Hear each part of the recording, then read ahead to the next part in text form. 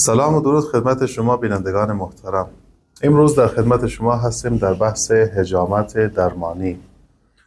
حجامت در حدود 3 الی 5 هزار سال قبل در مناطق مثل چین، مصر و بین النهرین شواهد مکتوب بر سنگها وجود دارد که حجامت در اون مناطق انجام می شده. در متون قدیمی، در آیین‌های کهن، در زمانهای گذشته، حجامت یکی از مسائلی بوده که بلا استثناء تمام ادیان انجامش میدادن و بیماری های مزمن، بیماری های سبک، بیماری های سنگین، انواع مختلف از بیماری ها با وسیله حجامت کردن تداوی میکردن.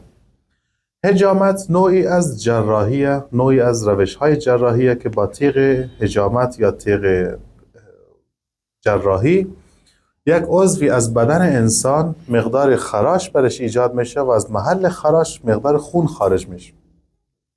در اثر خارج شدن این خون سوخته، خون کثیفی که از بدن انسان خارج میشه، خون جدید میاد و جایگزین میشه. بدن انسان یکی از خاصیت‌های خیلی به شدت مهمی که داره این است که به محضی که بدن انسان جرح برش اتفاق بیفته، پارگی بر بدن اتفاق میفته، مغز دستور تولید خون جدید برای بدن انسان صادر میکنه و در اثر این دستور ما میبینیم که در اثر حجامت کردن شخصی که حجامت میشه اصلا کم خون نمیشه بلکه پرخون میشه.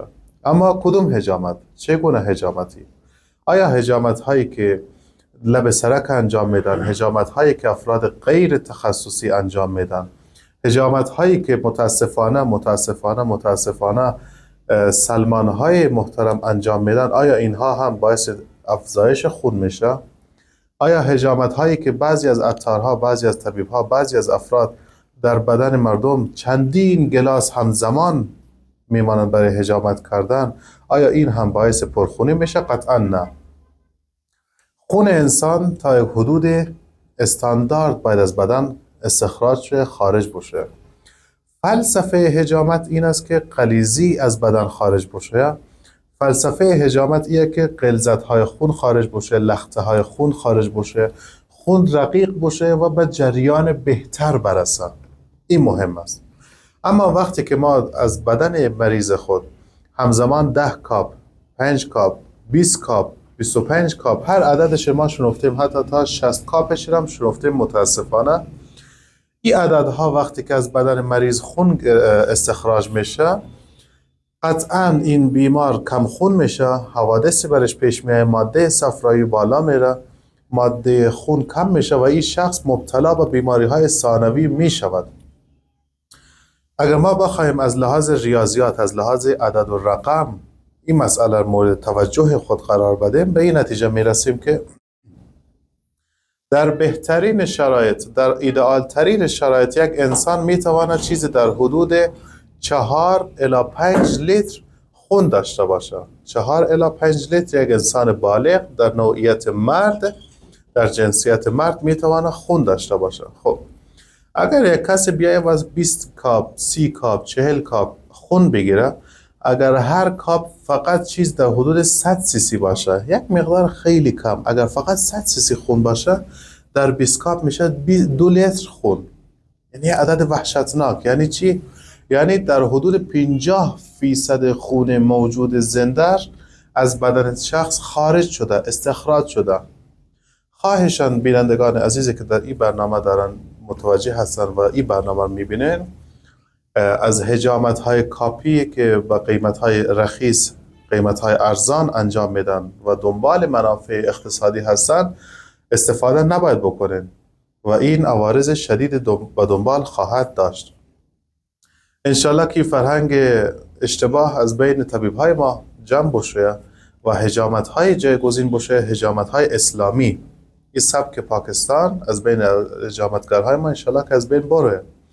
حجامت های اسلامی به این نحو هستند که اول شخص کاملا، مثلا یک حجامت عام میگه، حجامت عام حجامتی است که وسط دوشانه حجامت کاهل انجام میشه. خب به این صورت هست که اول مریض باید ماساژ بخوره، بعد از ماساژ به یک نقطه بادکش میشه کاملا، یا به صورت ستاره‌ای یا به صورت خورشیدی آفتابی، به یک نقطه غلیظت های خون جمع میشه، به یک نقطه وسط دوشانه.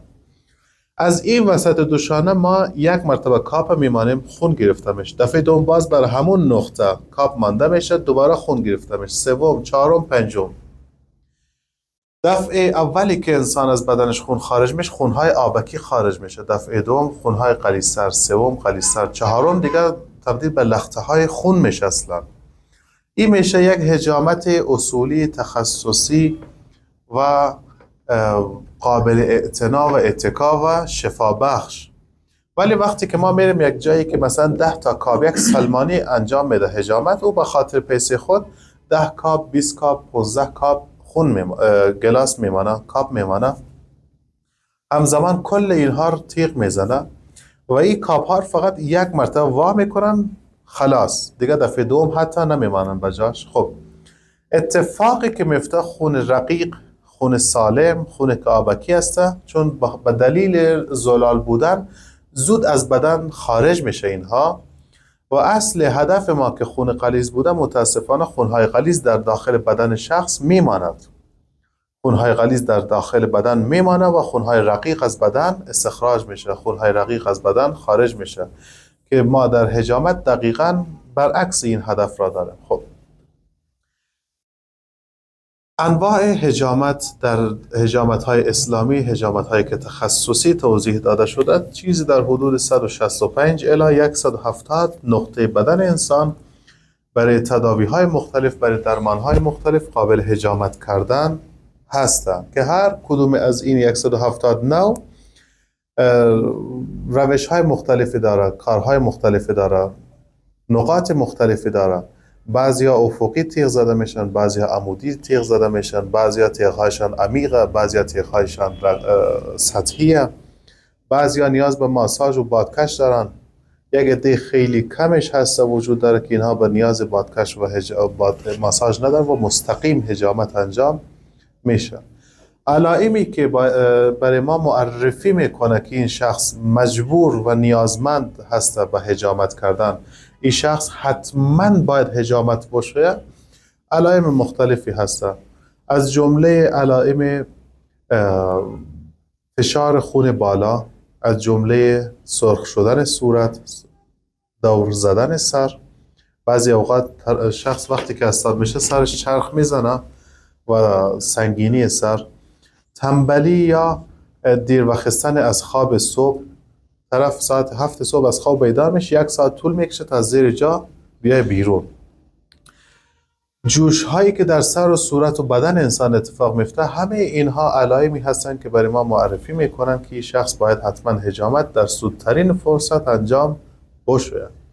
افرادی که در سنین بالا احساس میکنن زبانشان کند شده، زبان سنگین شده، وقتی صحبت کردن حس میکنن زبانشان تورم یا آپوندگی یا آماس داره و سختتر صحبت میکنن، لبهایشان حالت شل شدگی به خود میگیره.